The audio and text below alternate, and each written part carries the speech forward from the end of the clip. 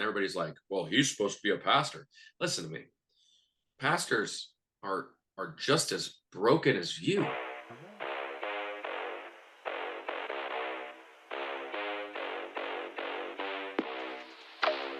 Thanks for tuning in to the Reformationist Podcast, a place where we have tough conversations about ministry, biblical truth, and the things they never told you in Bible college. Grab a cup of coffee and enjoy the show.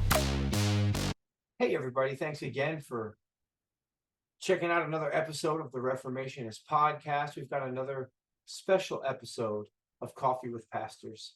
Today, I've got a great guest. He's a good friend of mine.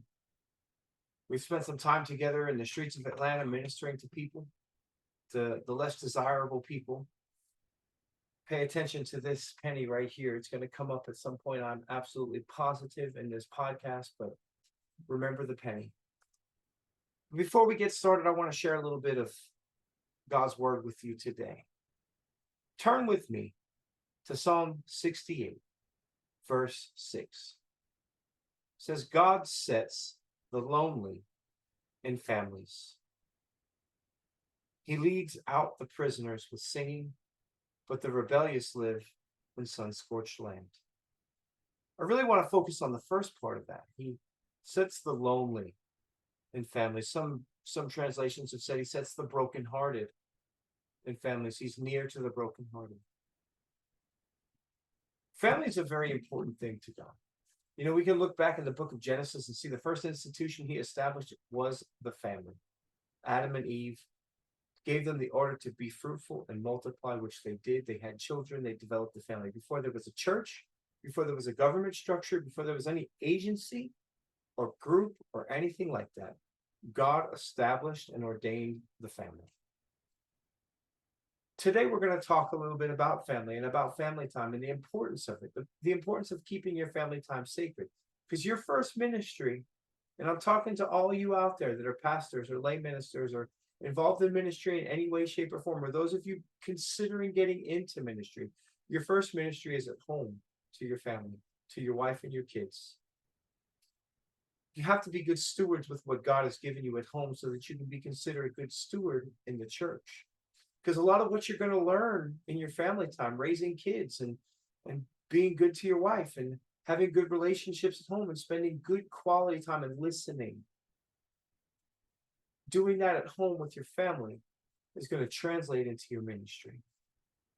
And God has established it that way. That's why we call the church our church family, because it's an extension of our family. And we have to keep the time we spend with that family sacred as well. You always have to be considered a good steward with everything God gives you. And that's your time with your own personal family, your wife and your children, a time with your extended family, brothers, sisters, cousins, nieces, nephews, all that. And being a good steward with time you spend with your church family, those that God has entrusted you to lead and guide and shepherd the way He has chosen us to do so. So as we jump into this episode today, consider your family time. And always make sure that you're setting a good amount of time aside for your family so that your family never feels lost, never feels lonely, and never feels neglected. In doing so, you will truly be blessed in every area of your life. Let's jump right into the episode.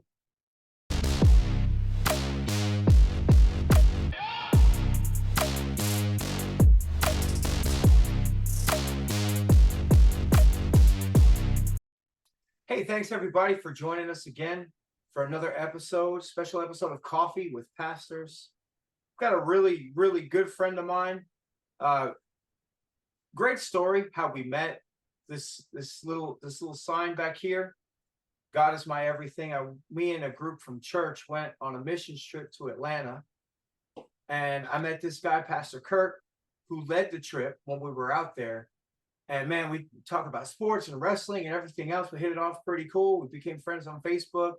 A little while back, he and Pastor Andy, who was on a previous episode, started a podcast. I'd been on their show a couple times, and it made me really want to get involved in this podcast thing. And I said, what can I offer the podcast community? So I came up with this, and the first two people I thought to invite to come on an episode were Pastor Andy and Pastor Kirk. So Pastor Kirk, introduce yourself real quick and tell the people hello. Hey guys, so thanks for having me, Pastor PJ, and I'm excited to be here. Been a youth pastor, been generations pastor for about 10 years. I'm newly saved. If you go from as long as I've been a pastor to being actually in the faith, so still baby Christian, and now currently I'm actually a PE and health teacher in the elementary side of things.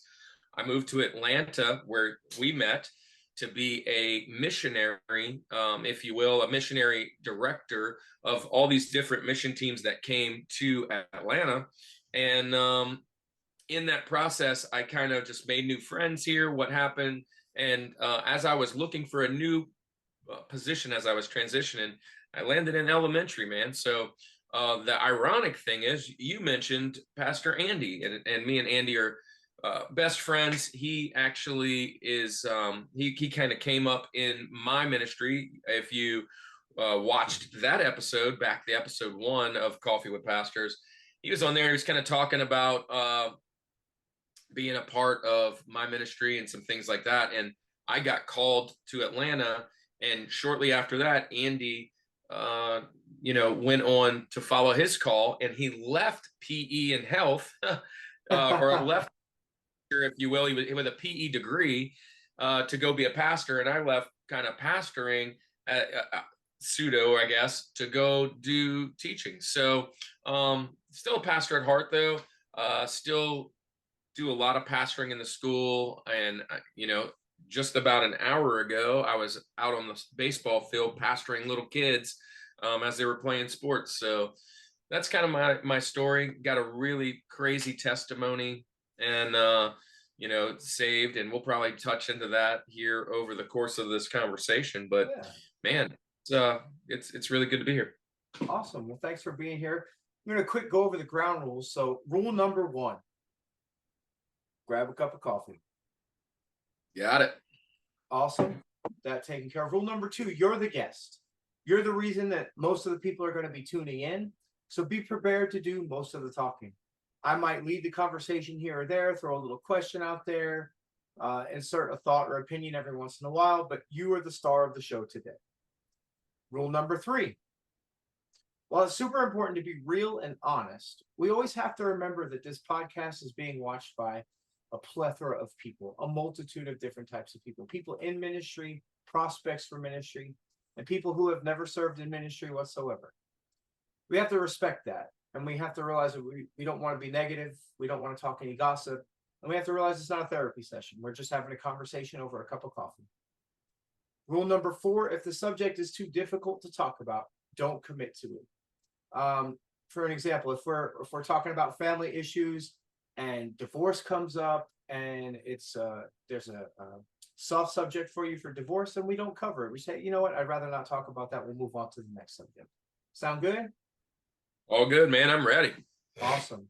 So we're going to do some icebreakers. This has been a fun little thing I've done with these episodes. And what it is, it's a list of 100 rules that I received when I was a rookie firefighter.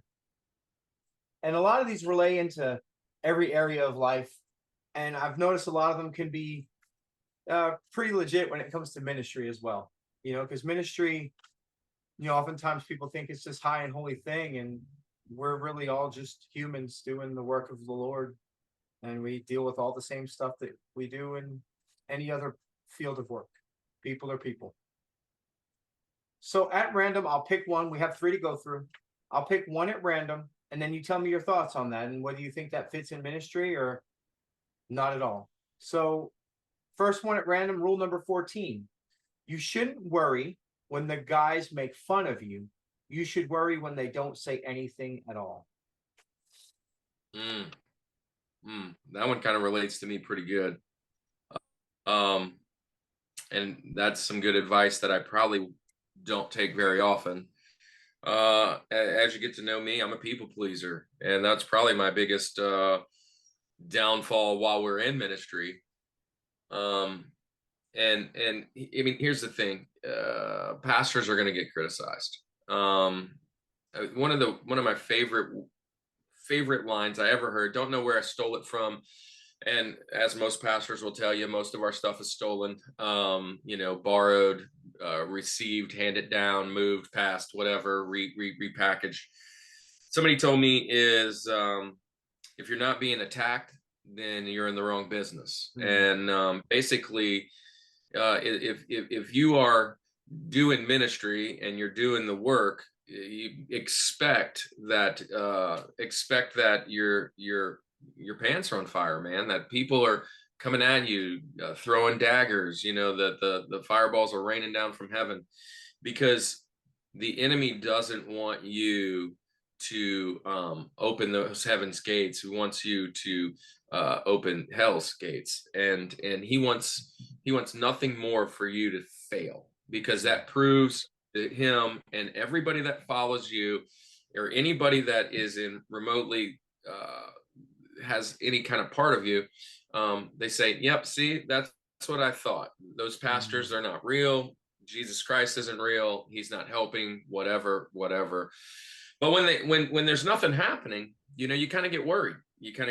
I mean, the old adage is that the enemy's like, yeah, I got you where I need you. I don't need to mess with you right now.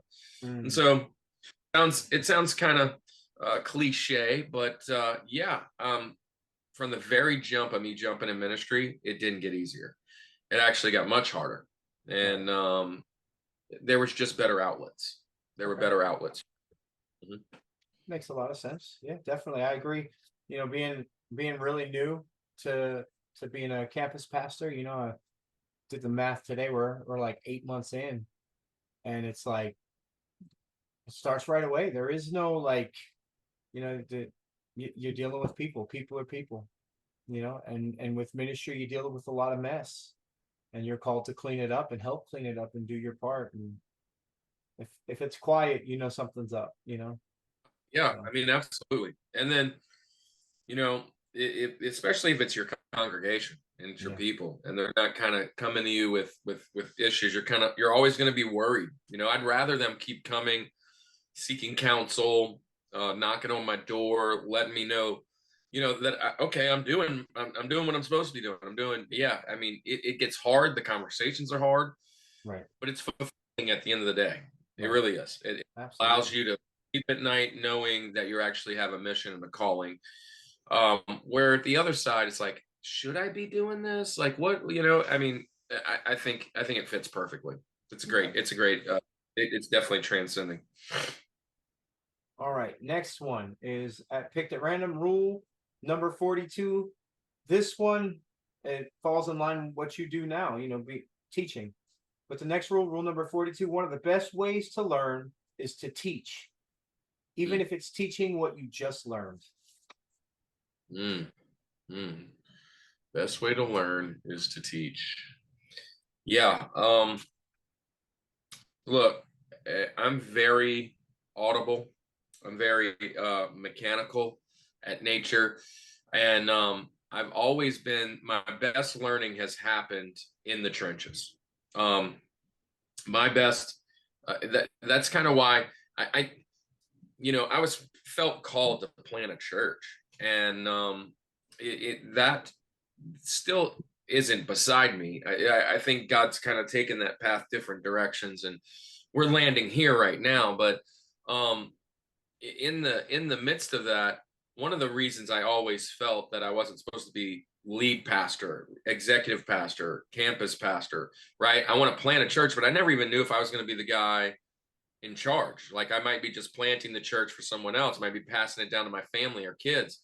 But one of the big things was because I like to get dirty, man. I like to be out there doing the ministry, and every day I get better. It's kind of like what I just told the kids today on the baseball field. We're growing up these giants, right? We're going up this team that beat us 15-0. They're in first place. They got one loss. We have one win, right? And they were like, win. And I was like, dude, we are going to do better than we did yesterday, because now we know what just happened. And man, it was 8-6 going into the last inning. Wow. The kids were so pumped. But I mean, it's about be better than you were yesterday. And so if you're not learning past mistakes, you're not learning from what's going on in your life, then you have no groundwork to build on. If to me, if you said the best thing to teach is the best thing to learn is to teach. And I'm going to tell you right now, as a pastor, you better be a good teacher and a mentor. You just better be. Like, that's got to be something that you need to ingrain in you.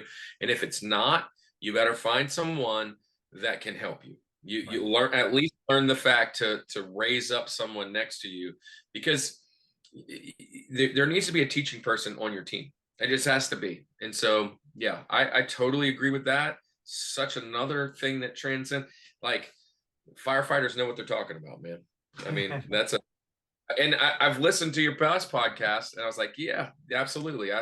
So, right. But with that, it's like one of the old adages in the fire academy, and I've heard it. I know they use it in the military and police as well. But it's like, it was something like, learn one, teach one, show one, or something like that. Like, it's yeah. Like, because by the time you've done that, you've gone through it 3 times, and you've started to develop that muscle memory, because it's all about muscle memory. And I think about it. So, like, I think back to my walk of faith. Like, you talk about being a young Christian. Like, this November 24th will be my 10-year anniversary of being saved. Yeah, I'm right with you, man. Like, so, man, I feel that. So, like, I think back to my early days of like going to small group and going to Bible study, and like first time digging into the Word. I spent, like, it took me 84 days to read the Bible cover to cover when I was first saved. I was like on fire, like reading, breakfast, lunch, and dinner. I'm digging into the Word. And like, I'll be honest, I don't know if I've ever gone cover to cover in one stretch. Like, right. I always get sidetracked. I mean, I've read it all. I mean, I've been there, done that. But you start those little journeys. 84 days, man. That's 84 days, just under 90 days. That's cooking.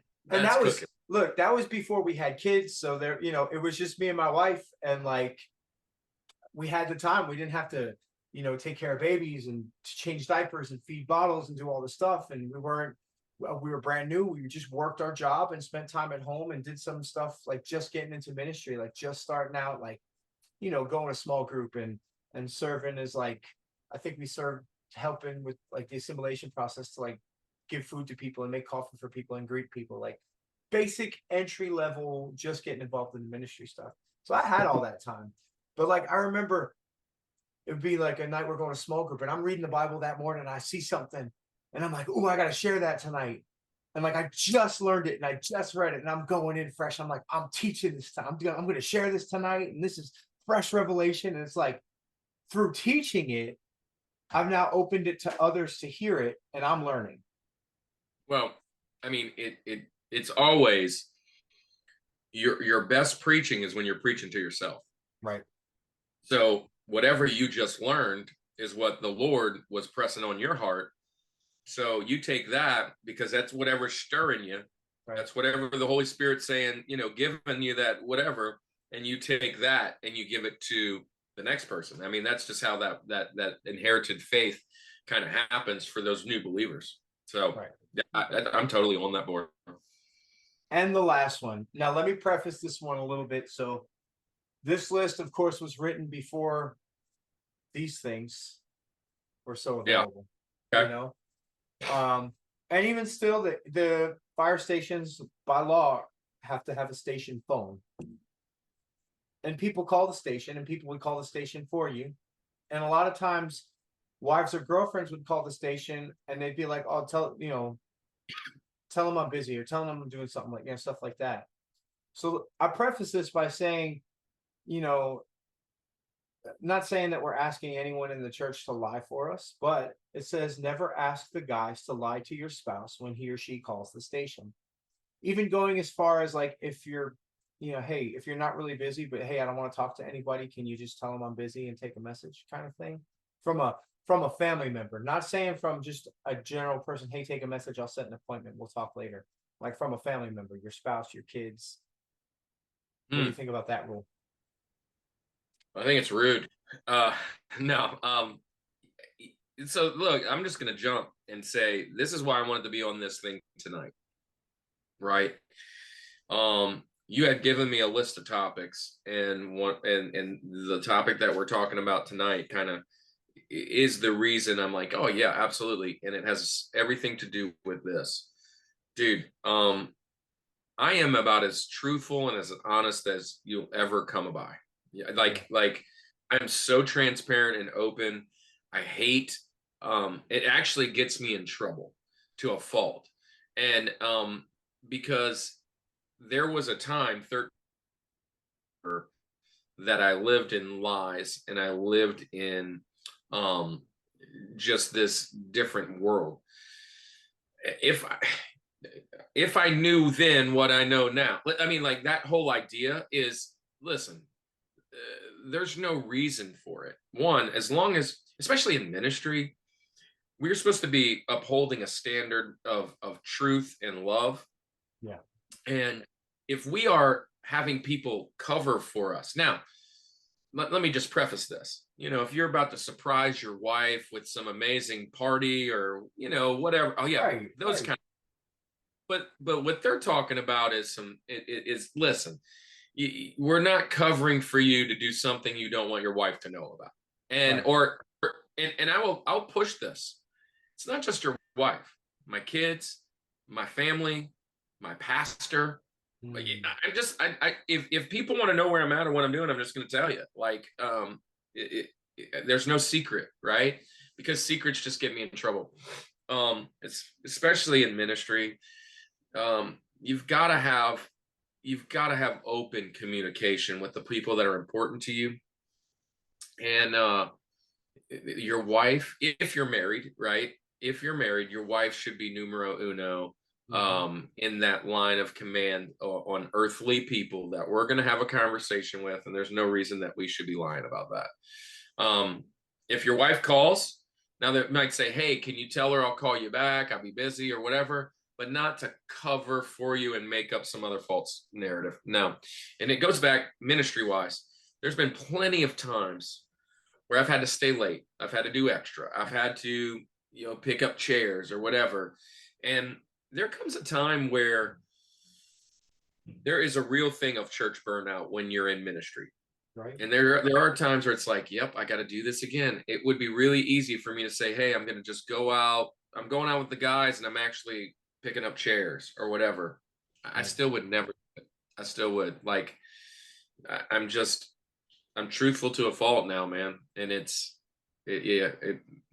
plenty of times I've put my foot in my mouth and been like, dang, I might not have said it that way. But yeah, right. I'll leave it at that, man. Yeah, absolutely. I agree with you. I come from a broken home and full of lies and deception from both sides. Not one or the other. Both were at fault. I can't say one was better than the other. They both deceived each other and lied to each other, and that's what I grew up around. So I made a promise when I was young to never put anyone through that. If I couldn't be in a relationship without that type of behavior, then I just wouldn't be in a relationship. I'd be by myself. But fortunately I found a great woman, and we're very open and honest about everything with each other. And like, I think back to being in the fire department, and guys were like that. Like, and hey, can you say that me and you were doing this together? No, I can't. I'm not lying for you. Hey, can you say tomorrow morning, as soon as we leave the station, we're going fishing? No, because I'm not. I'm going to my house. And so, first of all, your girlfriend, your wife knows where I live. If she comes to the house and sees my car there, you're caught. The number one, everybody should have learned, and we never listen. You got to learn it. You can't listen. You got to learn. Is one rule. Is one lie builds another lie. Yeah. I mean, you're constantly covering your tracks. Yeah. And I teach that to my kids. Listen, I might be jumping the gun a little bit here, but I have a strict rule in my house. It's as strict as it possibly can be. I don't care what trouble you're in. If you don't come to me first, it's going to be worse. Yep. Yep. Come to me first. I will, just like our Father, will try and do my darndest to help you get out of the thing that you're in. Now, what I've been blessed with is my kids don't have tough things to come to me with, because they always know there's something here, and they know, look, I'm going to continue to bring this to my dad, and I don't want to bring him that. Right now, I'm not naive to say that my kids have brought me everything. I mean, come on. But for the most part, my kids, we have an open, I mean, I don't care what it is. If they're in jail, if it's relationships, if it's, things that aren't Christian, or things that are just really pushing their faith. I got 4 kids, 2 out of high school, 1 in high school, and 1 in middle school, or in elementary, really. And they all have different questions at different levels. Truth is always the best, always the best policy. And it really, it's a staple in my family. We're not going to lie. Absolutely. And if we do, it feels like a crushing weight on my chest, and I have to go and make amends almost immediately. You know what? It isn't that way. I'm not feeling well about it. I got to tell you this. Right. And that's just how it is. Just how it is, man. And we've tried to establish that in our own home. Like, I consider, like the holidays, a lot of people in church would be like, oh, we don't do Santa Claus, and we don't do Easter. We don't do all these things because of, the spiritual side. No, I don't do it because I know it's not true. I don't do it because I don't want to lie to my kids. Because if I lie to my kids about a fake person named Santa Claus, when they're 13, 14, 18, whatever, and they're facing real life problems, they're not going to believe me about Jesus either, because they can't see Jesus. Because you have to have a relationship with Jesus to feel him. Like, it's not, they're gonna think, oh, well, what about all that Jesus stuff you told me about? Is that true? Is that a lie too? And is that false? Because I'm going through hard times and I'm not supposed to, because I believe in Jesus. Like, man, that's, we got to protect them from lying to them. We surround them in lies, and it's like, I never want to be like, no, we don't do that because it's evil. We don't do that because it's just, it's not right. It's unethical. I'm not going to raise you up in that. I'm not going to lie to you about anything. I'm going to be like you said, I'm going to be completely honest from the beginning. If this and this happened, I'm going to tell you why it happened. I'm not going to try and sugarcoat it, or, it's just not who I am. So we agree on that one too. Yeah. Before we move into the topics, I got to show you that. Oh, Penny! Hey, hold on.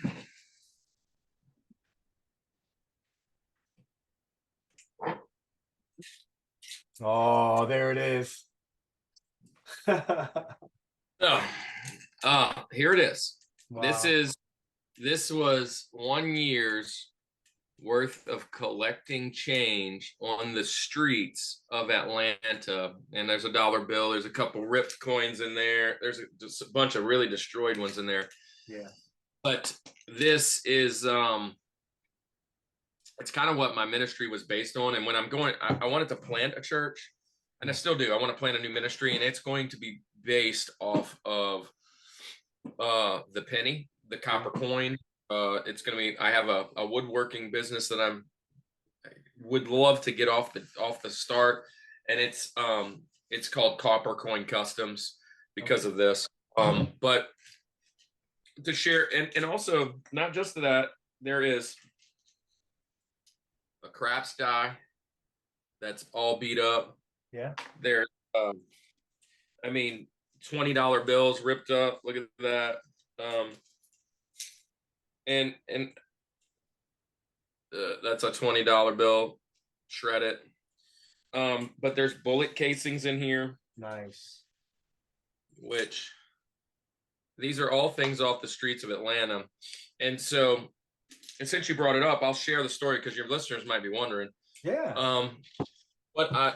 What Pastor Paul, who started the Atlanta Dream Center, taught me, and we kind of passed down, it's his story, not mine, but I've adopted it, was that a penny, no matter what day of the week no matter what president is in office, no matter what depression or oppression or repression or recession or whatever it is, no matter what's going on in the world, that penny is worth 1 cent. Right. 1 cent. Now, the height of a dollar might be worth more or might be worth less, but that is 1/100th of a dollar, whatever it's worth. And the idea is that if there are pennies out on the ground, that we just pass them up. We pass them up as if they're worthless. But if there's some silver, like these dollars and these quarters, it's much more rare, as you can see in there. You automatically pick them up. And but this is how our homeless people feel. Our homeless people feel like the penny. They're often walked by, trampled on. Nobody bends down to a knee to pick them up off the ground and give them a second chance and put them back in to currency, put them back in to the cycle of what God's gift is and what they were built for. I mean, there's a birthday on it. There's a face on it. There's an image on it. And no matter what we say, that piece of copper, it's worth 1 cent. So it's not worth less.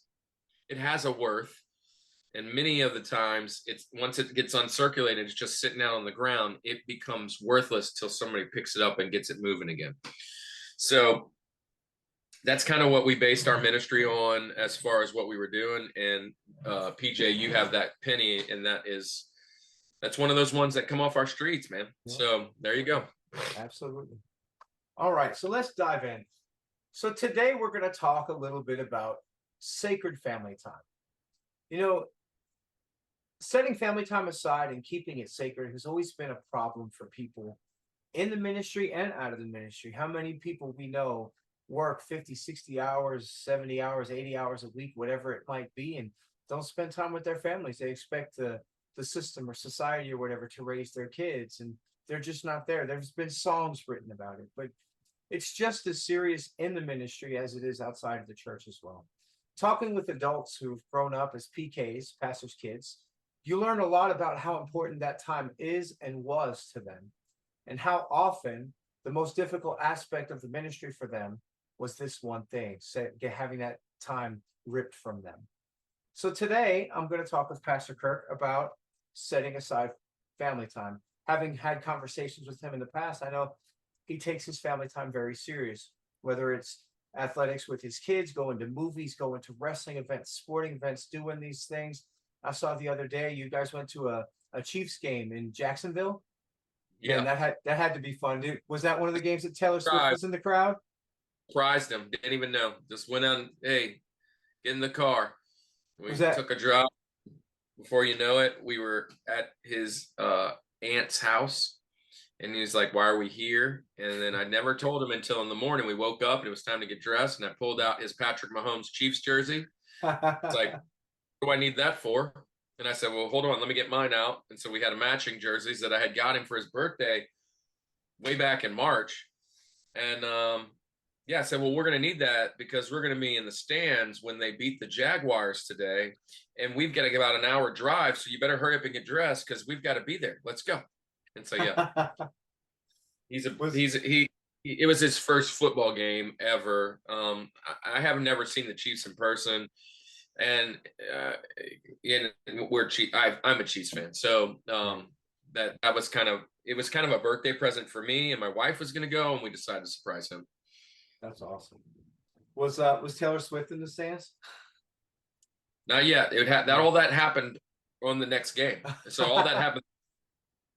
So she may have been, and we just didn't know, but I'm sure somebody would have seen. I'm sure.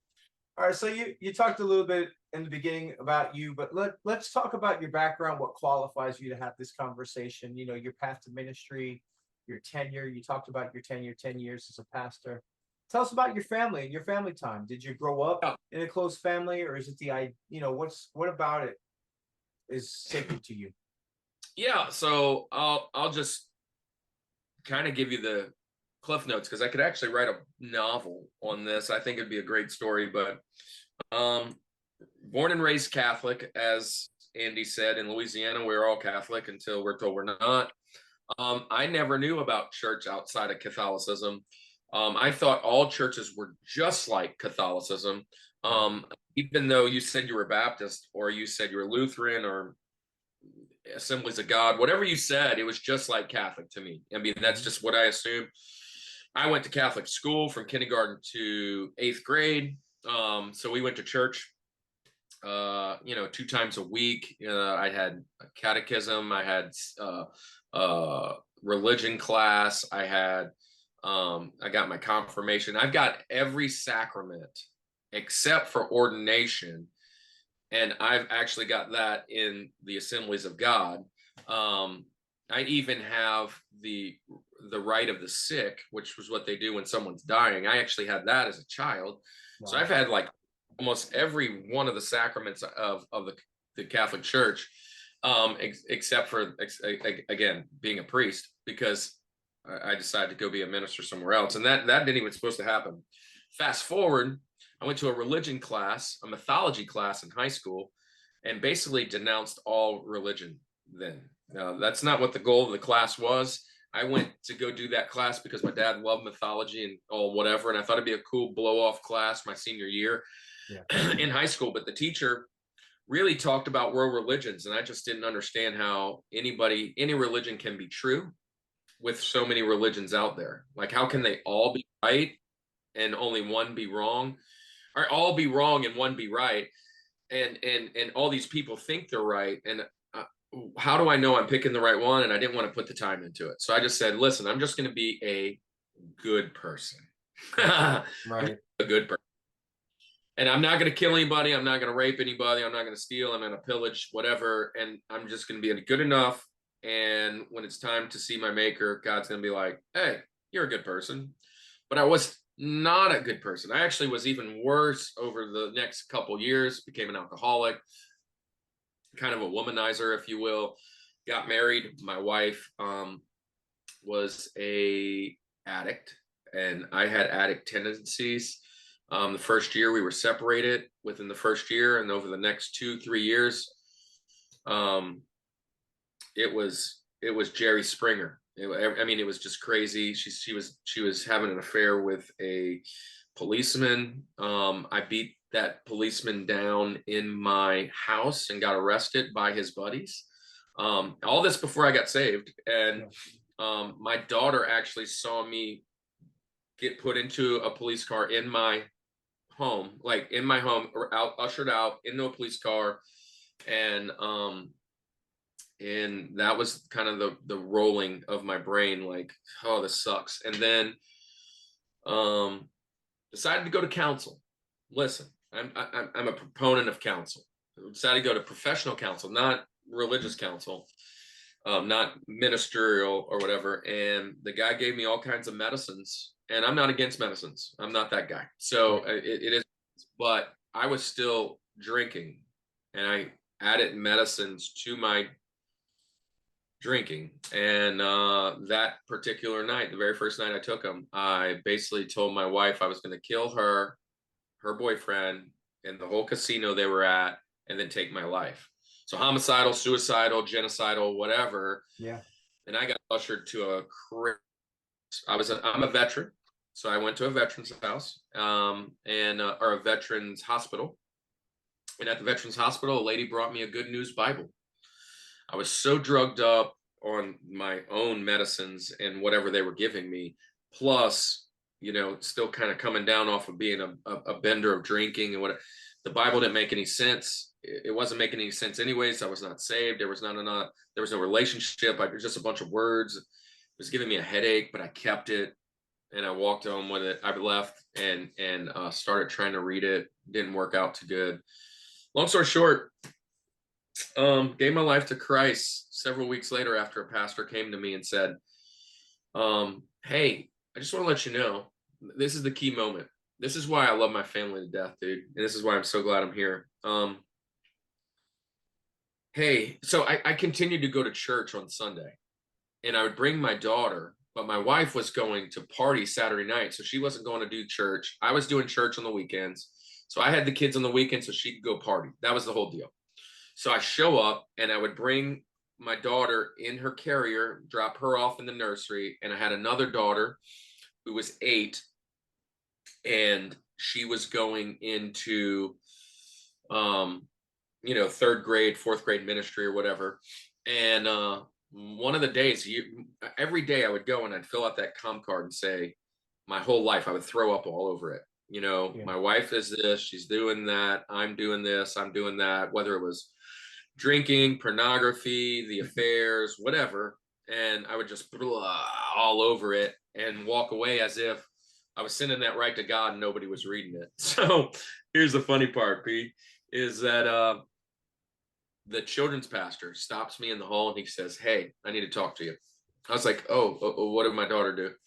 And he says, listen, I've been praying over your com cards all the time, every single time and I was like, you read that stuff? Oh my goodness. And then he's like, yeah, I've been reading them, been praying over them, but I don't have to read them anymore to know what to pray for you for. And I was about to leave the church, Pastor, because I thought he was going to tell me that the Holy Spirit showed up in his living room while I was at home, doing something wrong, drinking, watching pornography, doing whatever I was not supposed to be doing. And then the Holy Spirit showed up and said, hey, guess what? Kirk's doing this again. Because I had no relationship, whatever. I'm trying to figure out what I'm doing. Right. And he said, here it is. He said, while you're writing on those cards, your daughter's in here going to the altar and praying about the same thing you're putting on those pieces of paper. Wow.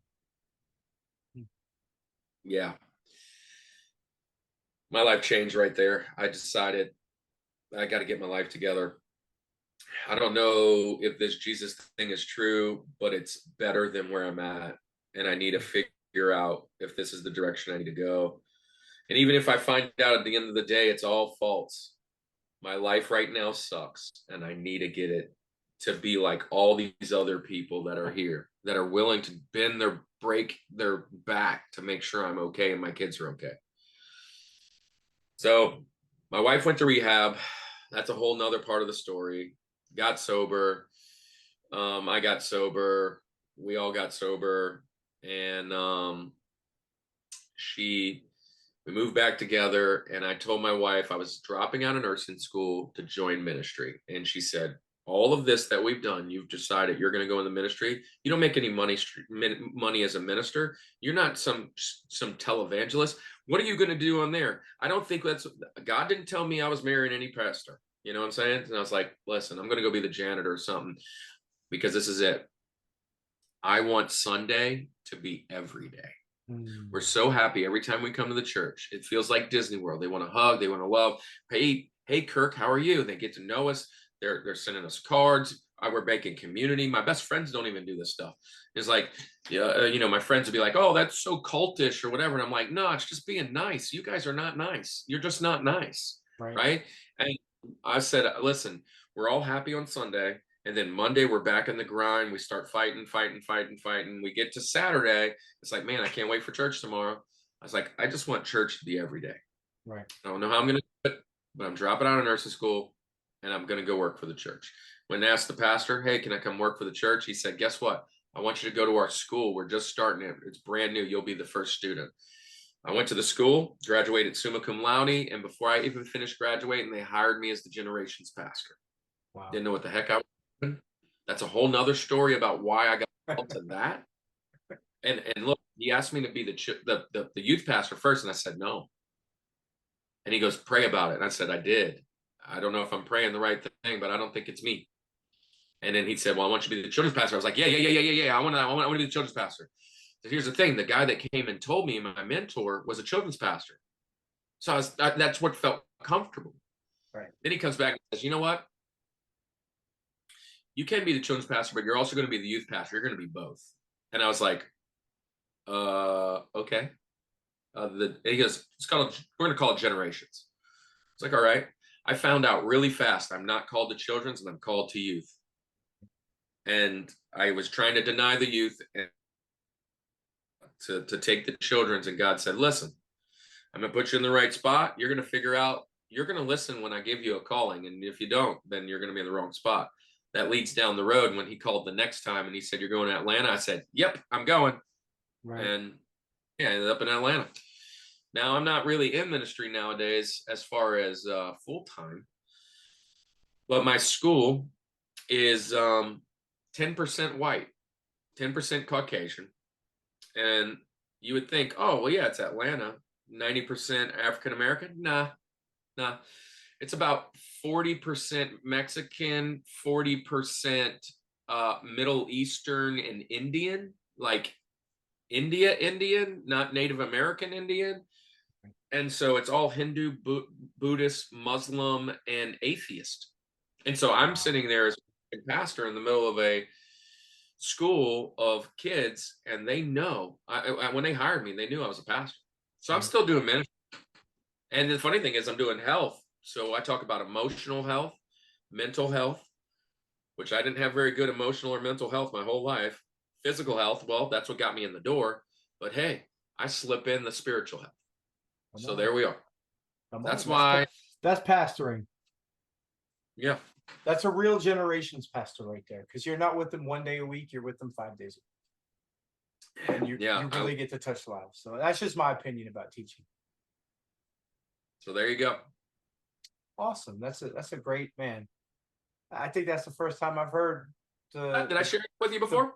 Brunt of your testimony. I think that's the first time I've really heard that much of it, you know. I had shared that. I mean, I share it often, but it's usually I don't usually just go around, hey, let me tell you my testimony. People ask, and I'm like, all right. Again, it's much longer than that. I mean, the other times I was in and out of trouble, or the other times I, was the 2 abortions that I had before I met Jesus, and that I mean, all those things are a part of it. And look, check it out. Me and my wife are not together. We come back together. My wife's told we cannot have kids anymore. Wow. She's told we cannot have kids anymore. My wife is devastated. She's like, wait, we wasted all this time and we could have been having kids, and I want more kids, and now I can't have kids. And the doctor said, well, if you want kids, I wouldn't waste any time. I will just leave it at that. Right. And within a week and a half, we had a positive pregnancy test. And I just got home from his 8-year-old baseball game, if you know what I'm saying. Yeah. So he's my dude, and we weren't supposed to have more kids, man. And I'm so blessed about that, because it's just it, man. It's a great story. My wife's story on its own is phenomenal. So we're both 13 years. Right after the getting sober, we went into ministry. So, and then I got hired 3 years later. So I've been in ministry for 10 years, been really saved about 13 and some change. I don't have that exact date, but I know I was sober 13 years ago. And I probably was starting to get that process of salvation a little bit before that. And finally, I laid it all down as it was actually happening. But yeah, there you go. Yeah, that's incredible. I my background, I had a couple relationships. One ended, the woman I was with decided to have an abortion. And then the other one she had a miscarriage, but after some time we discovered it was a self-induced miscarriage. So technically a do-it-yourself abortion. So I feel that, man. And then the baby, the little girl, the 10-month-old, or she'll be 11 months in a couple of weeks. But man, I was told that we were never going to have kids because of all my health problems. And then, the Lord restored me, and there she is. We got a little soon-to-be 1-year-old, man. I feel that, man. That touches my heart, man. So that we're very similar, man. My first abortion, found out my girlfriend was pregnant, and I had just made 18 and she was still underage. Oh wow. Like we were like a year and a half apart. So I made like 8. She was still like 16, but I was 17 and 16. So it was like 18 and 16. Right. And I was freaking out because her mom was super strict, and all this other stuff. And my sister actually acted like her mom in New Orleans, and they let it happen. Wow. And then, so that kind of got shifted under the rug, which was crazy. And I always had that kind of heaviness hanging over me. And then in the military, right after I had left that same girl, actually we were engaged, we got engaged, we were gonna get married, blah, blah, blah. I started dating another girl, and we were in the military, and we broke it off. And we found out after we broke it off, like we had been together for quite a while, that she also was expecting. And she said, well, she kind of knew that we had one before, and she's like, well, you've already had one before, so you're going to pay for this one too. And I was like, oh, okay. And I really didn't want to do that one. I really felt that hanging gray cloud that was over me from the first one. And I was like, nah, now listen, what put my wife over the deep end to make us all this alcoholism, we weren't doing good that first year. And she, again, was kind of thinking about maybe divorce, some other things, we just weren't doing really great that first year. Well, she came up pregnant her first year, and I was all excited. I was like, yeah, oh, awesome. Well, she decided, now we had already had a baby. Sorry. The first year we had a baby. That was Carson. Carson's my high school daughter. She's 14 now. She's 14. We had another pregnancy right after that. So we would technically have like about a 12 or 13-year-old. Yeah. And she didn't want to have the baby. And she held it over my head that I had two. And she's like, well, we're not going to be together. We're getting divorced. I'm having an abortion. I'm like, no, we're not. No, we're not. And I would not let her. And she was like, yep, we're going to do that. And I'm like, nope. And she finally decided that she was going to keep the baby. Mm-hmm. And we lost it. And so we lost it about 3 weeks later.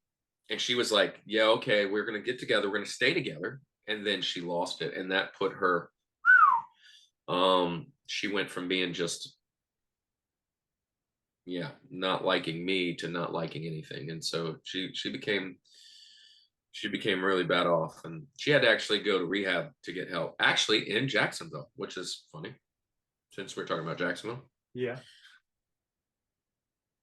And real quick, so I'm thinking about the whole situation, and I draws to mind Psalm 68 verse 6, where God puts the lonely or the brokenhearted in families. And that's, we look at our past and we look at our testimony and things that we've gone through, and man, like to see when the Lord starts to restore us, and he puts us in families, and he teaches us that those families that he puts us in and gives us the opportunity to be a part of are a priority to us. So it's just good to see how good God is to us, with all the mistakes and issues we make, But so speaking about families, while we're here, talking about families and being put into families, and now you're a family man. You've got some great kids doing some great things, man. I see on Facebook quite often about the athletic accomplishments. And I'm like, man, that's so cool. And I think of my own son, and he's like, he's not into any of that. Maybe he can do some esports or something. But hey, so the next question, the next part of the conversation, how important is it to have your boundaries and non-negotiables established and firm when it comes to family time?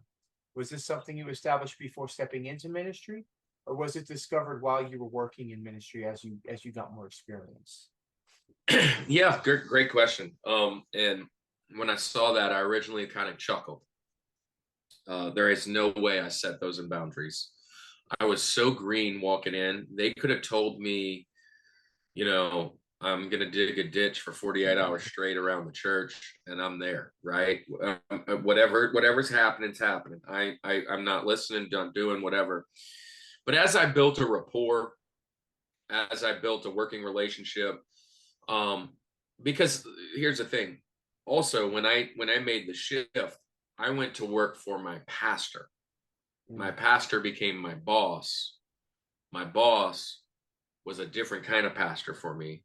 I had to find pastoral with other people. And when he became my boss, although I loved him and he loved me and whatever, it was a different kind of line.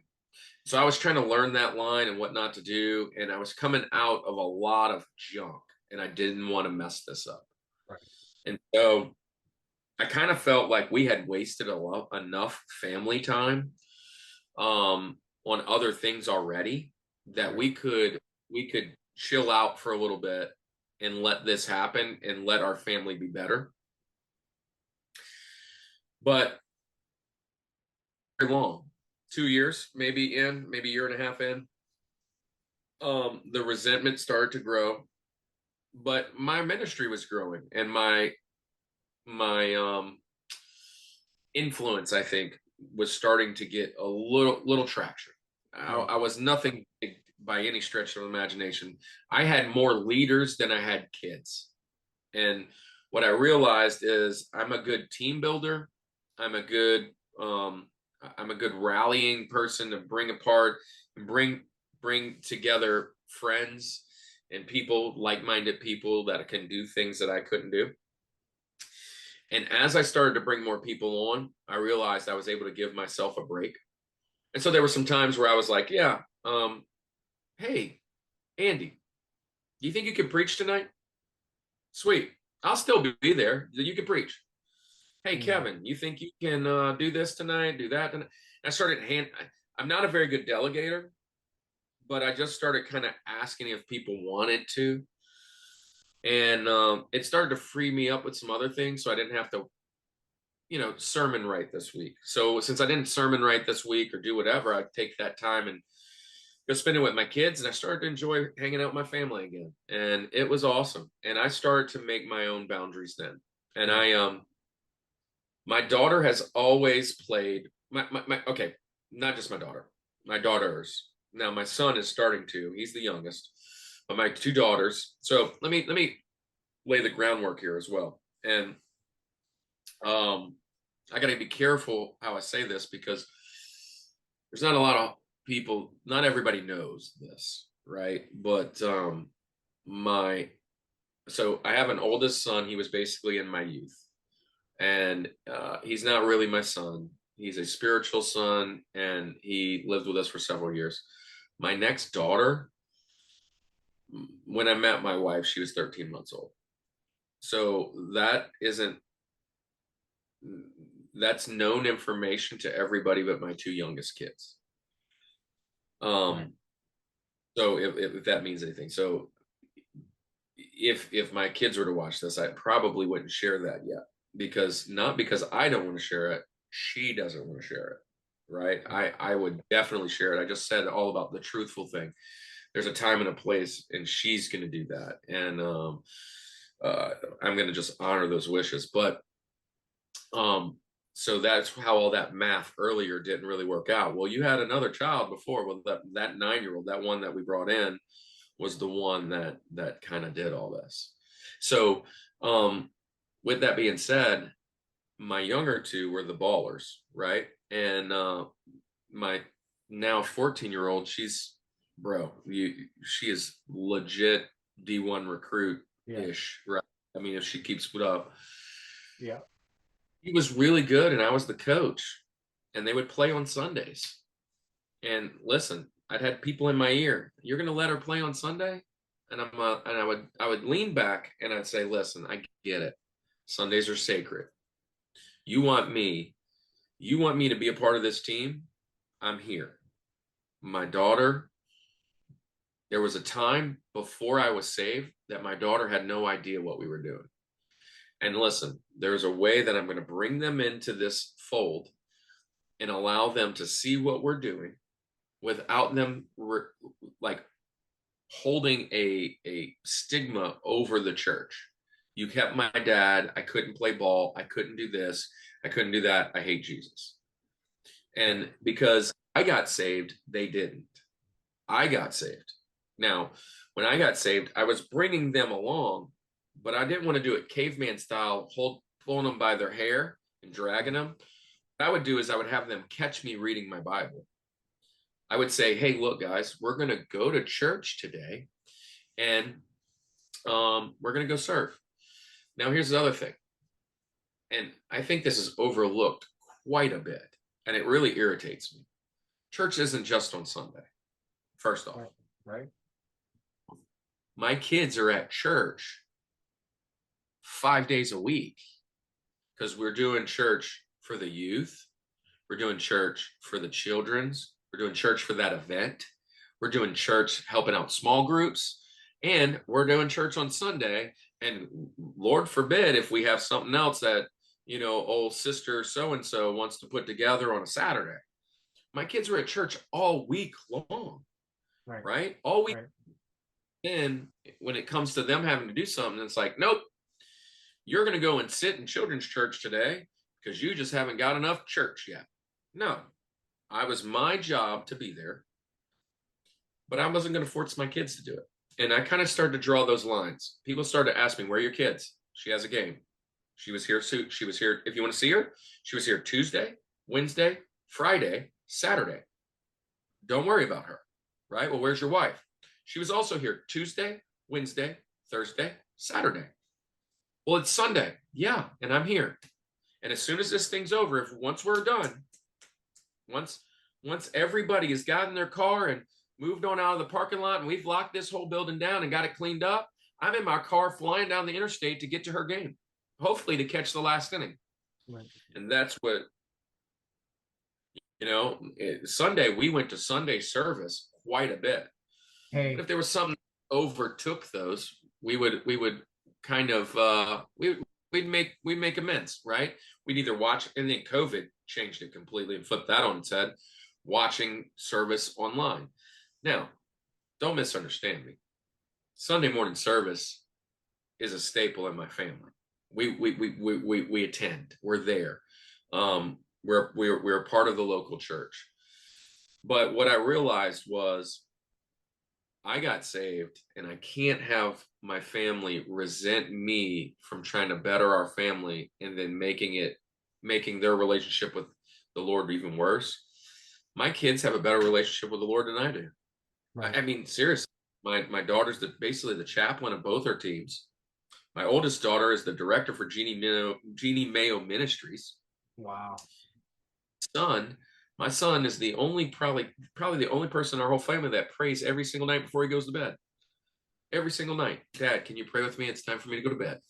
Mm-hmm. So I'll just say this. Family time is super sacred. It's just as sacred as Sunday. Yeah. Especially if you're a pastor, because you just don't, again, it goes back to the scripture. I mean, Kings and Country sings about it. Listen, what does it help you to go and save everybody else if you lost your own?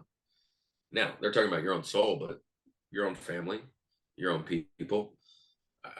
I don't ever, and there's people in my family that still don't believe what I'm doing is right.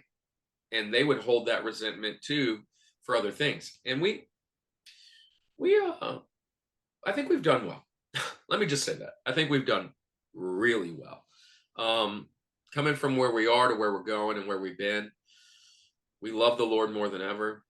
And we do our thing, but I 100%, if I'm guilty of anything, it's not making enough time for just me and my wife. It's always family. Right. It's always family. But my son plays baseball, basketball, football, soccer, and now he wants to play lacrosse. Wow. My daughter, basketball, softball, and she's being asked to be the goalie for the high school lacrosse team. She's even thinking about doing flag football. That's where I was thinking of football at the school. Yeah. They're both in, Cannon's in 3 clubs. Carson's in like 20 clubs. She's the peer leader. We are busy as ever. My daughter begs to go to youth on Wednesday nights. My son joined the Good News Club, a part of his school. This is not stuff that I'm forcing them to do, Right. because I'm with them. I tell them how much the Lord loves them. I pray with them. I talk with them, and I never force inherited faith on them. Mm. And I just don't want that to happen. I never understood this, why the church was so much against athletes, right? Especially in the youth. I can't believe they're going to practice. I can't believe they're doing this. But if you look like at the Tim Tebow, can you imagine someone like that being told he couldn't go to his football practice because of church, and what that might have done to change his life, but what he's used that talent to do with now? Right. I mean, there is a time and a place for it all. But you mentioned it. It's not just sports. The movies, sitting down and watching. I do YouTube as well. Obviously, we've talked about the restaurant show, but my son also has a YouTube channel, the Retro Canon. I sit and do that with him. It just, hey, y'all want to go out? Y'all want to go out to the park and climb on the jungle gym, dude? I mean, whatever it is, right? Y'all want to go? We go shopping. We go do whatever. And I think it's a travesty when I watch families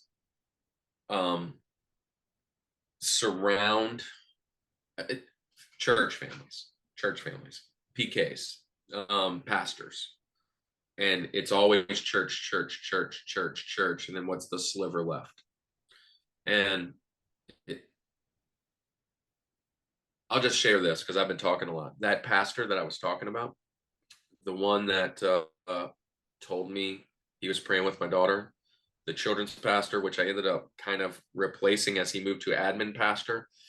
The reason he moved to admin pastor, now the children's pastor, which gave me the spot for that, was because his wife was really pressuring him, telling him that she was getting burnt out, right, and that there would be some time. I got really nervous from that. I mean, like, that's the one guy I knew, and I'm getting like, whoa, you guys are doing whatever. He is now out of ministry completely. Wow. Still saved. He still loves the Lord, but he works for Martin Marietta up in Huntsville, Alabama. He works for Martin Marietta up there for NASA, and he runs a farm, Legacy Farm in Huntsville, Alabama. The irony is, before he moved to Slidell, which is where we're from, he lived in Decula, Georgia, which is where I live right now. Wow. Crazy is that? So, and when I saw that, and that he was getting out of ministry, and he had a great family, and his wife was just burnt out, dude. I mean, it happens. And I never wanted that to happen for my family. And so, like, I'm not the one that, again, I don't make them turn if we're watching TV and there are some questionable things on, do I always make them turn it? It depends on the degree or the severity. But there'll be oftentimes I go, whoa, what are we doing here? What's going on? Hey, what is this? What's this on the TV? What's happening? Oh, Dad, I just turned it on. Listen, it's just this part. I promise. Well, wait, pause. Why did they have to add that? Is that proper? Is that necessary? What are we talking about? Fill me in the gaps. Oh, right. Okay. So y'all understand that doesn't need to happen. We're not going to talk like that or act like that. Good. We'll keep watching. Right? Right. I'm not the one that's going to turn that off. There's times where something on the music comes on. Look, I have a past. I got CDs this high of stuff nobody should be listening to. Right. Right? Song comes on, I'm like, oh yeah, this beat's nice. And all of a sudden, whoa, wrong word. Right. My son always get me with that. Hey, Dad, that's a good song, but man, it's cursing. I know that used to be what you listened to, but we don't listen to that anymore. You know what I'm saying? And I'm like, yes. Anyways, what do you think? How you feel about some of that? Yeah, I mean, we said, so this is my first full-time stint in ministry. I've served here and there, but we've always set family time aside. It's important to us. So, like, for us, we're a big wrestling family. We love wrestling. We enjoy it. So Friday nights, like, SmackDown is a thing. We don't have cable, so we don't watch Raw. And even if we did, it's 3 hours on a Monday night. We're not doing that. We could go back and watch it over the rest of the week, but Friday nights, no school Saturday. We could sleep in Saturday. We're watching SmackDown. We're having a good time. We're enjoying it. We've even been to SmackDown in Houston. We set that sacred time aside. Or like, this on Wednesday afternoon, we're taking a trip to San Antonio. Just the kids have fall break. We haven't had a vacation since before we had the baby, because last year's vacation was my wife's maternity leave, and that was it. So like, it's our first vacation in almost 2 years, but we're just going away for a few days. We're going to go to the little Lego exhibit in San Antonio. We're going to go to a couple aquariums. I'm going to see the Alamo. I've always wanted to go, and I've never gone. So it's going to, something for me. Our night are big and bright. So like, it's absolutely, and for those of you that are listening that are just venturing out into ministry, the one thing I hope you take away from this, Pastor Kirk talked about it took a few years before he really saw that time was sacred. I'm telling you right now, set up those boundaries now. If you don't have kids yet, it doesn't matter. Sit and talk with your spouse about setting time for yourselves.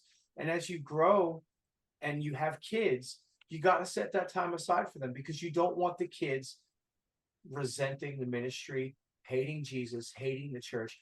You want them to love Jesus, love the church, but you also want them to make that decision themselves. We can't pressure them. So it's important to set these boundaries, like Pastor Kirk's saying, because it's, without that, we tend to lose people. That's where the PKs tend to fall away from the church, is when those boundaries aren't established from the beginning. And we need to. Our first ministry in the Bible, you can go back to the book of Genesis. The first ministry that was established was the family. Before any church, before any government, before any societal obligations, God established the family. He created Adam and Eve, and that was it. He told them to be fruitful and multiply. That was the command. And we have to honor that before anything else. So Absolutely. Pastor our families before we pastor anywhere else. You just jogged my memory a little bit. And unfortunately, this guy has fallen from the church, this particular pastor I'm about to mention. But my very first day one, when I showed up at the church, Pastor Ken, who is our executive pastor, he called me into his office and said, "Hey, talk to me. What are you expecting? What are you doing? Whatever." And he gave me some homework. And he said, "I want you to go back and listen to this sermon." He sent it. He forwarded it to me, and actually, I can send it to you if you'd like. But okay, sent it to many people since then. It's something I've watched probably once. I mean, this is 12 years now. I've probably listened to it at least 20 times. In hit or miss around. But it was actually Bill Hybels, and again, he's fallen from the church, and had his little problems. I don't even know where he's at now. He might be actually pastoring again. I don't know much what's going on with him specifically, but he was at Gateway Church's One Conference, and a part of that conference, he was asked by Pastor Robert Morris to preach, and he preached on your calendar, bro. When I tell you, you're talking about a calendar, and I'm like, it's one of the most impactful calendar. What would you put on it? That's basically what the whole message is about. If God had control of your calendar, what would be on it? And when you listen to this message and you think about putting in the big rocks first and moving things around, family is a part of that. Family is a part of that. And how everybody arranges it is different. I mean, again, if you're a part of a church, Sunday is important. You have to be there. The other people have to be there. You're there to grow. I'm a big proponent that your family should be there most of the time. But if they miss, nobody should question it. Like, nobody. I'm here because what ends up happening is your Christianity and your faith is then like, wait, I'm supposed to be here all the time. Where are your family? Well, first off, you don't know what's going on in my family. Like, you don't, not that they should be missing all the time for a ball game or whatever it is, a recital. I mean, we miss for recitals, dance competitions, whatever. But sometimes, you know, my family decided to go. One of the things we used to do when we were in Slidell was we would drive down to Pensacola for the weekend and then drive back. So drive down on like a Saturday morning and drive back a Sunday night. Well, my family would do that without me sometimes because I had to stay and work on Sunday. So with that being said, I mean, you put together your calendar with specific intent to nurture your congregation, nurture the people that God has gifted to you under you, while keeping your family motivated for the Lord and moving on the same path. If I have one thing that I can possibly say that I'm the most proud of, is that I'm a phenomenal, and I'm bragging. I might be a little proud. This is how Satan fell, you know. But I'm a phenomenal dad because I make my like it's always my kids first. I will protect them to the end. You say take a bullet, I'll fight a lion. I don't care what it is. My kids are it. We've gone through the trenches, and listen, they don't need any more. They don't need any more problems. And they love the Lord. They love their dad being a pastor. They love what we're doing, and they honestly put my feet to the fire more than anything. Yeah. Choices, TV choices, whatever. And you know, we were at the ball game tonight. I'm arguing with an umpire. My son looks at me. He's like, "Why are you doing that?" Right? Oh, yeah, okay, yep, you're right. Goes. I'm still a pastor. I'm still a person, but I still have those old tendencies. And right. If I'm telling my son's like, "Dad, it's okay. You don't need to do that." and so anybody that tells me any different, they don't know my family. Right. But I would say this: look, one conference, Bill Hybels teaching on the calendar. It's a fantastic listen. All right, yeah, definitely check that out, man. You know, it's like we dealing with our families. We have to understand the biggest thing is we learn that we lead by example. They're gonna do what they see, not what we say. So we just have to keep that in mind. I just knew it was going to be really tough, PJ. Coming from never being saved, I'm out at all night in the bars. You know, I'm on Bourbon Street. We're watching R-rated movies every 5 minutes. We're going to the theaters. I'm drinking. I'm having friends over doing Wii parties. We're playing like Wii tennis and getting smashed, drinking gallons of vodka and cases of beer, and my kids are all hanging out in the back, and their kids are hanging out in the back doing their own little party. Yeah. Then all of a sudden one day I'm saved, and they're like, we're not doing any of this anymore. We're going to church. You got to get rid of all those books, all that TV, all that whatever, because it's all satanic, and we're all going to hell if we don't get rid of it. They would have all looked at me like I had a horn in my head, and they'd be like, that's what you're doing. That's not what we want to do. And they would have hated Jesus. Right. So what I told them was, look, guys, we're going to continue to do this. I'm going to go to school to learn more about it, and I'm going to share with you what I learned. And as I learn, we're going to probably get better and do some things and maybe adjust. But I never was like, hey, because we didn't pray before dinner. You know, we didn't do any of that.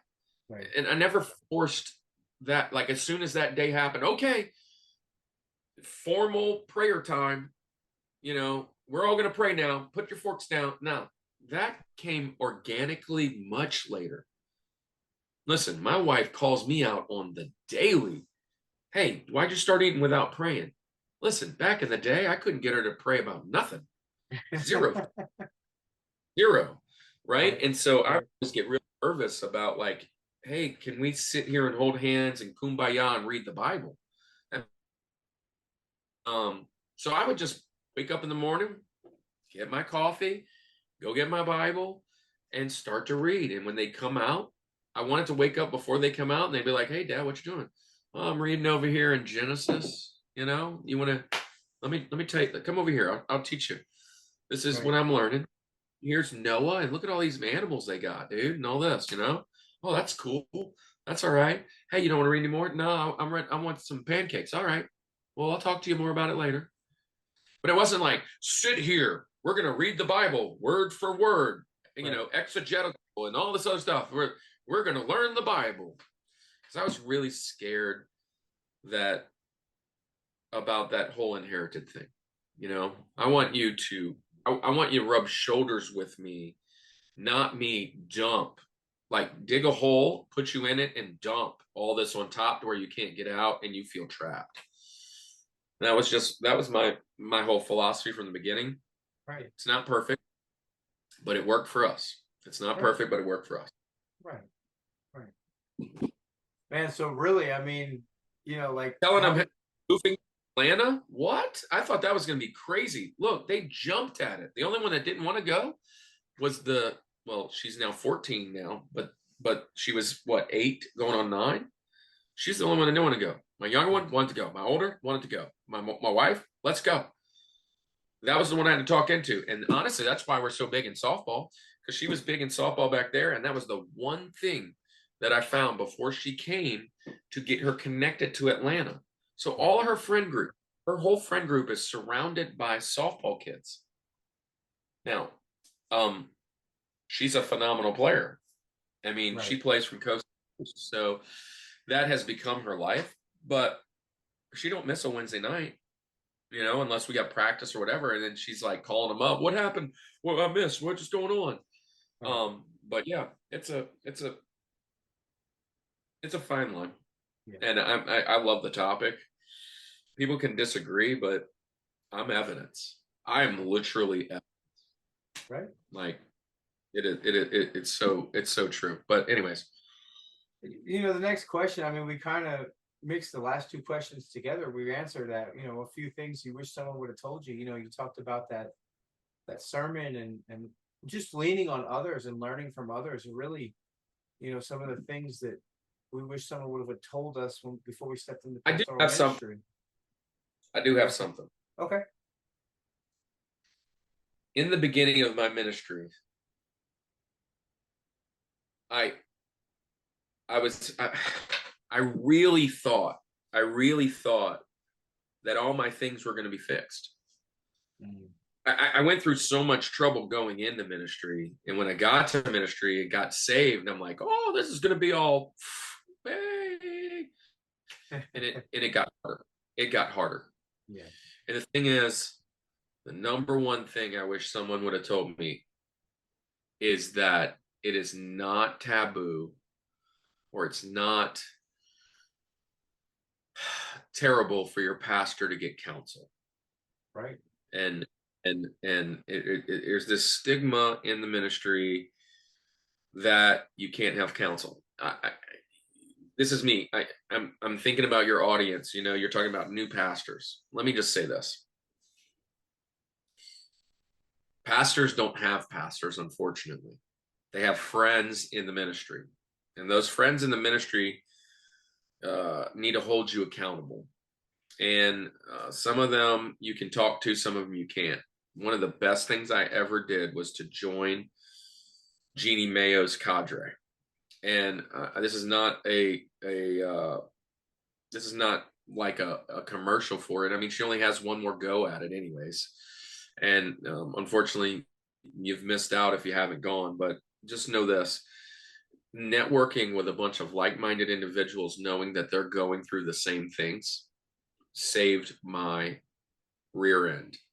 Because there was a time where I felt like, okay, I'm supposed to do this, but I still have a lot of monkeys on my back, a lot of baggage I'm dragging around.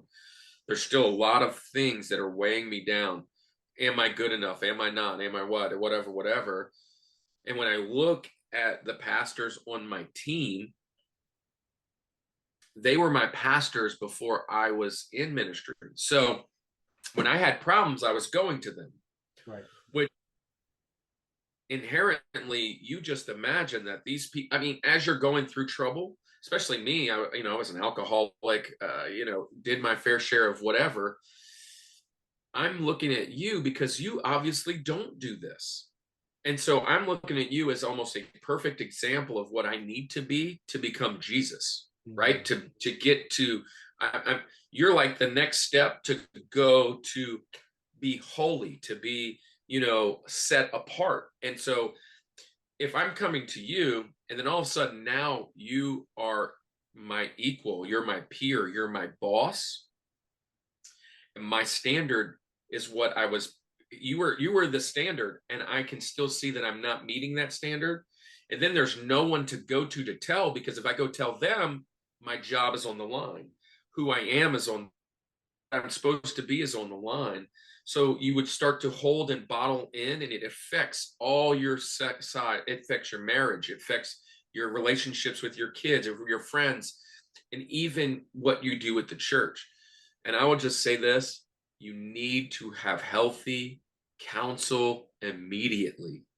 Listen, it's not easy, because you will lose that pastor at one level, right? That pastor, that same pastor, is still my pastor today. I will call him today now that I'm not under his wing and talk with him. But that's the most important thing when it comes to ministry to me, is get counsel. And it's not taboo to pay someone if you find a good Christian counselor. And if you have a great pastor mentor that is not in your chain of command, that's just as good, if not better, right? So making sure you're getting those people in your life that you can bounce things off. Hey, I was a pornography addict, right? That was not just like drinking and all that, dude. I mean, at the end of the day, I was a sex addict, right? I mean, that's why I had abortion. That's why I'm doing pornography. And listen, I was in ministry for probably almost a year or two before I even stopped all that, because it wasn't easy. And you want to talk about walking in the church and feeling like you don't fit in, but I didn't have anybody to tell. And then I'm trying to figure this out, but if I tell you guys, I'm losing my spot. If I don't tell you guys, it's just going to keep following me like a bad dream. How do I get help for this? And I went to Cadre. Right. And I met people that were doing the same kind of things. And I was like, oh, I'm not alone. And then, we look at these guys like Bill Hybels, and everybody's like, well, he's supposed to be a pastor. Listen to me. Pastors are just as broken as you. We are struggling. I mean, come on. We are struggling people. The only thing different is we've laid our lives down to serve the Lord, to present the gospel to other people that are that where we used to be. Right. So my whole goal, God laid on my heart to bring the gospel to the abandoned, the afflicted, the addicted, and the alone. That was what my church was going to be: the abandoned, the afflicted, the addicted, and the alone. That's me. I felt abandoned. I was addicted. I was definitely afflicted. Like, I felt hurt. I was bullied as a kid. My wife had an affair on me. There was so many. My mom hated me. I mean, listen, my mom was terrible. And then alone, dude, I felt alone in the midst of a full 1,500 member church at times, just because it's me. And so if I can't have anybody to talk to, I'm a duck in the water, and I might as well give it up. But the very minute I had a network of people that I could just send a simple text and said, hey man, just letting you know, I was struggling today, and I really felt like I was going to go check some pornography out, or whatever it may be. Just wanted to send you a message and say, thanks for your prayers, because I didn't do that today. Whatever. Yeah. Right. And if I was to lay that down for anybody who's just coming in ministry, find good, healthy counsel, and I'm not overlooking even paying for it. Right. So. Yeah, definitely. I'm blessed to be in the situation I'm in, to find the situation that the Lord has brought us to, because I do have my pastor, my senior pastor, have a really strong relationship with him. And it's a relationship we developed before I stepped into the campus pastor ministry. And and then all the other pastors we have in different positions and on staff, like these are pastors that I've known and grown with over the years. So I'm like, we're just really blessed to have the opportunity we have, because like you say, that's not common. What we have, the system that we have in place, and the people we have on staff, that's not common. You're right. Once you get put somewhere, once you become a pastor, you're usually by yourself. You don't have people to lean on, people to talk to. And I really feel blessed to be able to pastor for my first pastor. I'll say this, pastor was a great leader. But he's got 1,500 people to tend to, and he needs to help take some of that off his plate, not put more on. Right. And so he's expecting, he's bringing you on staff, and he wants to be there for me. But he also knows that as a part, like we're a part of the AG, and there's standards to have that ministry. And if you come to me and tell me those things, then you're DQ'd. I mean, that's just how it is. And so there were things that in my very first years, I'm fighting through. I wasn't drinking anymore, but I sure cursed and sweared people up and down a few times. I used to chew tobacco. I didn't do with that, but pornography was the big one. Lust, heart, and whatever. I mean, my wife is having affairs. Look, she's having affairs, and I'm surfing something online. Because I'm like, I don't have anybody I want to go. And that's just how it was. And it formulated this. I could not bring that to him. That's one of the biggest no-nos in the whole ministry is pornography. It's like the worst thing ever. And I tell you, it's true. You know what? And I'll tell you what helped me with that.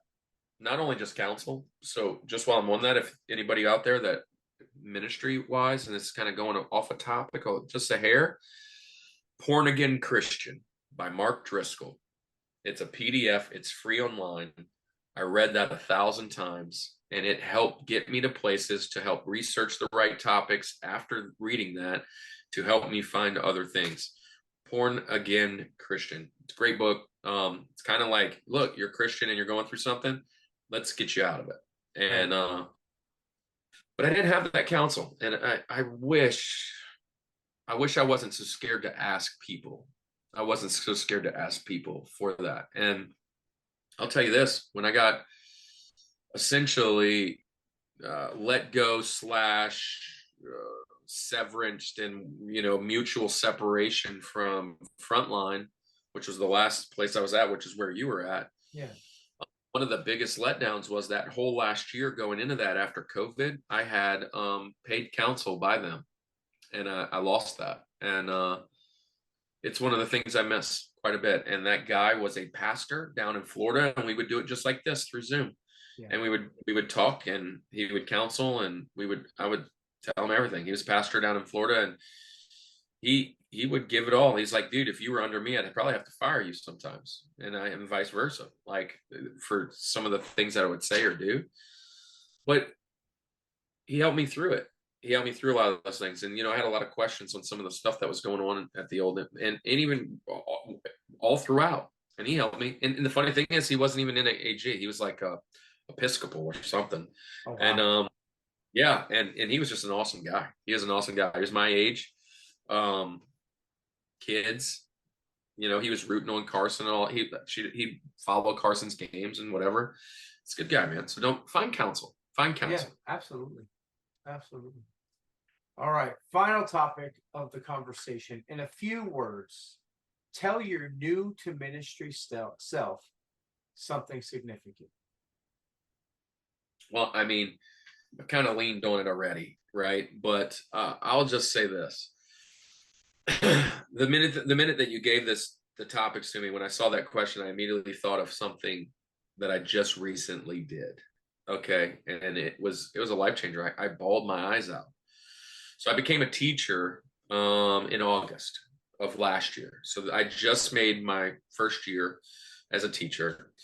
And a part of being a new teacher, you have to go through new teacher orientation, and then you're a part of the new teachers meeting every month. So in your first year teaching, every month you meet with all the other first year teachers, and we have quite a bit. It's a fairly large school. I think we had like 14 new teachers. It was all their first time. And one of the very first things that we had to do was write ourselves a letter that we were going to send to ourselves a year later. And I just got that letter. And when I opened it, and I'm kind of getting teary-eyed, I kind of choked up. And I was like, you're kind of cheesy with it. You're kind of just doing whatever. And it was kind of like, hey, you've got this. You made it your first year. I'm like talking to me, whatever. And as I'm opening, I'm kind of giggling because I remember what I was like writing it. But it means so much now that I open it and I'm there and seeing what I came through. And honestly, it's a hard journey. And every year is tough. Your first year of ministry, your second year of ministry, your 12th year of ministry, they're all tough. Right. And when you make another year, that next anniversary, I'm going to be honest, I can't be more jealous of my friends than being jealous of Andy being back at my old church, doing my old ministry and doing it pretty well. But I'm not jealous of him because I want that, like, I wish he wasn't there. I want the position back. I just kind of miss the fact that every single day, every single Sunday, you're waking up and you're having that set goal to go in the church and change lives. And then I just look at it and I go, oh, wait, tomorrow morning I'm waking up and I'm going to a different kind of church and I'm going to change lives. Come on. And if I was to say something to myself, is stop looking backwards and look forwards, and stop looking where you came from, because I can give you all that stuff. This whole time I was telling you about who I used to be, but where we're going is so much more important. And write that letter to you for next year. And when you open it, write another one. And when you open it, write another one, because before you know it, you're going to be 20 something years in this thing. And you're going to wish that you would stop worrying about, those first three things you gave me this morning, or, the firefighters, if they're not talking about you, you're going to be worrying about your sermons. You're going to be worrying about this, but at the end of the day, keep your eyes where they need to go. Continue to set goals, continue to set places, and just go out and how do I say? Just go out and do what God has asked you to do, and that's it. Don't put all this pressure on yourself. Man, I was never the guy that was like, oh, that was the best sermon ever. That was the worst sermon ever. All of them were the worst sermon ever. All of them. I was such a critic of myself. Yeah. And people would come to me and be like, dude, that's so awesome. And I'm like, really? Okay. All right. Sure. And, I listened to you the other day. You said that your sermon prep with Andy, I watched that show. Yeah. And that's definitely not my sermon prep. Neither one of you guys. Right. My sermon prep, 17 Bibles out, like going on, another thing flying over here, going over there. And I was trying to set, and look, I get it. What's the Holy Spirit telling you? And I'm like, this is what the Holy Spirit's telling me to do. Sit your behind down, pull out all these Bibles, and I'm about to tell you what's in it. Come on. And I would work to the bone to figure out the right things I wanted to do. I was trying to set up these little sermon series. And guess what? The best thing I ever did, and it changed my ministry, it changed who I was, and it was able to give me time going back to the family, was to stop worrying about sermon prep as much. And we went to a curriculum base for our youth. Right. And that curriculum mapped all that out. And I really felt like, whoa, you're taking away all this from me. And he said, yeah, so I can give you all of this. And so when I stopped worrying about, well, the Holy Spirit didn't write that, well, the Holy Spirit wrote it for someone else. And the Holy Spirit made sure it found its way all the way to me today. And this is what I'm preaching. That's just kind of how I felt. And if I was to go back, stop worrying about what everybody's saying. Just look ahead. What God lays in front of you, keep putting one step forward in front of each other. And everybody's methods are different, man. Everybody, however you get there, are different. My journey was different. I'll leave this because I think it's time to probably close up. Oh yeah. We're right there. We're almost at the finish line. Finish strong. When I was in ministry school, I went to my pastor, Pastor PJ. I went to my pastor and I said, "Hey, can I ask you a question? I'm 33 years old. I'm 34 or 33 years old. I can't remember exactly. And I'm in ministry school with a bunch of 18 and 19 and 20-year-olds. Why did I have to go through 30 plus years of garbage? A terrible life, someone that hated themselves, someone that had bad self-esteem. I was a phenomenal baseball player. I was legit a good baseball player, but I didn't have some of the other tools. One being confidence. That's one thing I lacked. I didn't have height. I didn't have speed. Those were probably the three big deals. But I had all the other tools. But I was a smart kid. I made straight A's, barely studied. I pretty much did whatever I want. My parents kind of gave me basically whatever I wanted. But I went through a bunch of junk. My mom was a terrible mom. My dad was my best friend, lost them at a younger age. And I asked him, I said, why is it taking me this long to meet Jesus when these guys, they're 19, 20 years old and they're just meeting? And this is what he said. And it changed my life. It changed my ministry. He said, because Jesus has a mission for you that they aren't appointed for. Come on now. And I was like, okay. And then that's when it hit me. The abandoned, the afflicted, the addicted, the alone. There are people just like me that aren't going to meet Jesus. And they're not going to meet him at 32 and decide to go to ministry school and change their life and change their family's life and change the course of everything generationally. Even my grandkids' lives are going to change. And they are going to continue doing what they do and die and be in desolation. And their families they're going to have generational curses.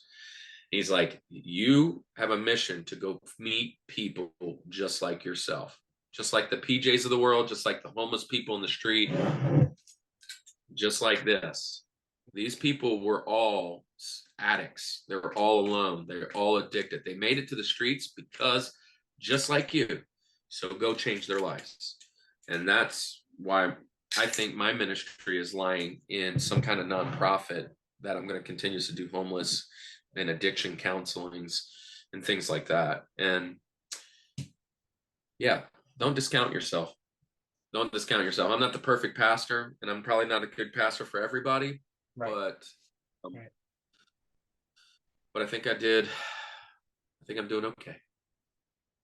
These ones right here, man. Right here. It's all about that. On the pennies.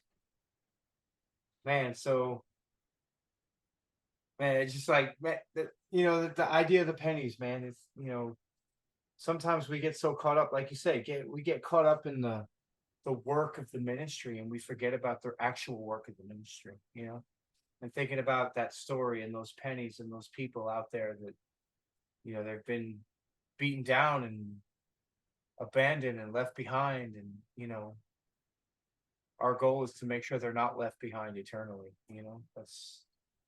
We're called to go out there.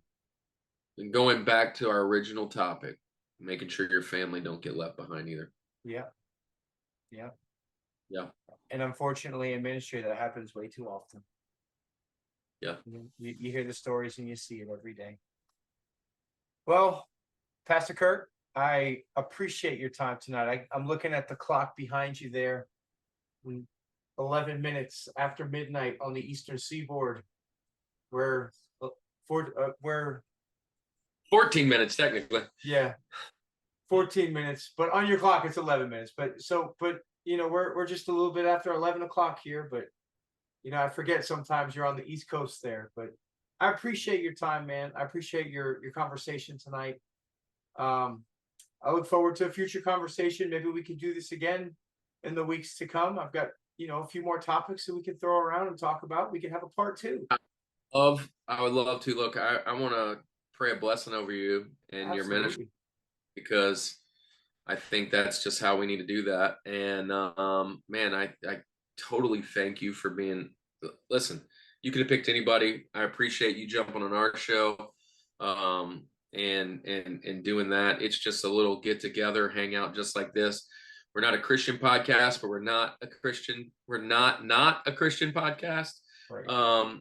We just talk fun stuff, and I've had so many pastors and connections, and what we're doing is just a small little snippet, trying to change the world and just make community. And man, I love what you're doing already. Lord, I just thank you for the opportunity to see all my friends and to meet you guys. And thank you for blessing me in just a small moment in time to share my story, share who I am, share my family, and share the love that I have for you. Lord, I pray over Pastor PJ, pray over this podcast, pray over his church as he's campus pastor. And I pray over all the other ears that have been able to lay their moment to this and spent, almost 2 hours or so with us, hanging out and doing whatever we're doing. And Lord, I thank you. Change lives for those abandoned, those afflicted, the addicted, the alone, and anybody else in between. We love you, and we love you more than anything. Thank you for dying on the cross so that we can continue to walk in glory. In Jesus' name.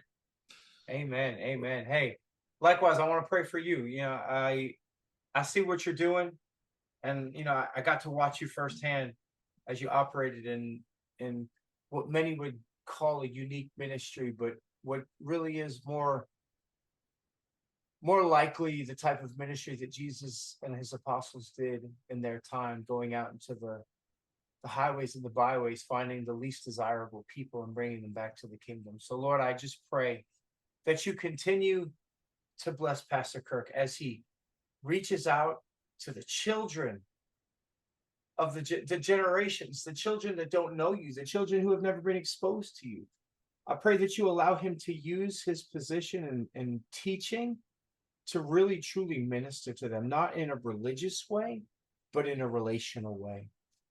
I pray that you lay on his heart something so wonderful and spectacular to reach those that you've called him to reach, because I know that there's a ministry that you have designed specifically for him to go out and do the things that nobody else wants to do, to reach those that society has labeled as outcasts and society has labeled as expendable and unreachable.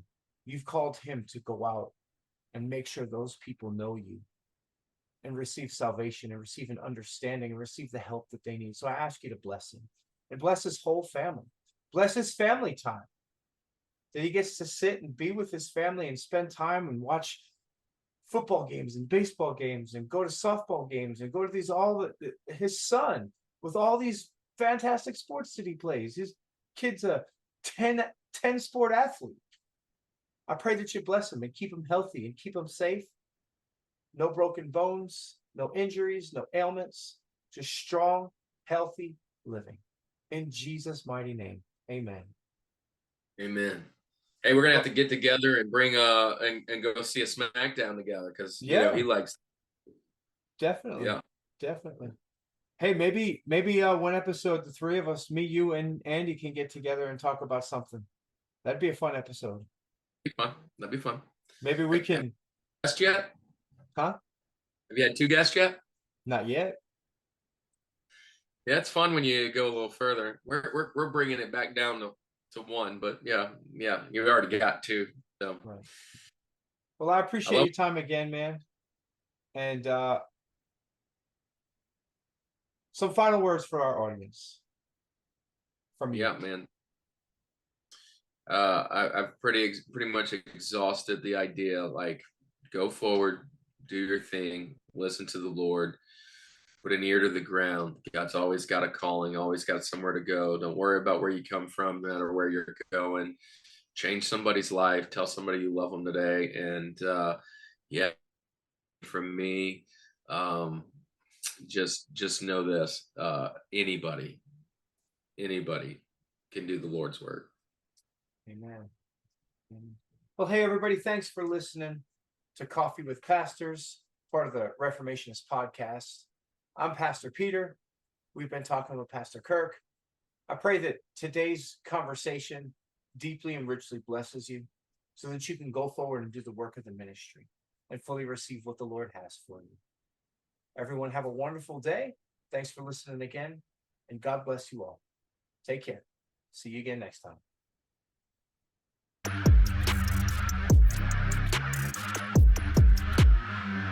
We appreciate you checking us out.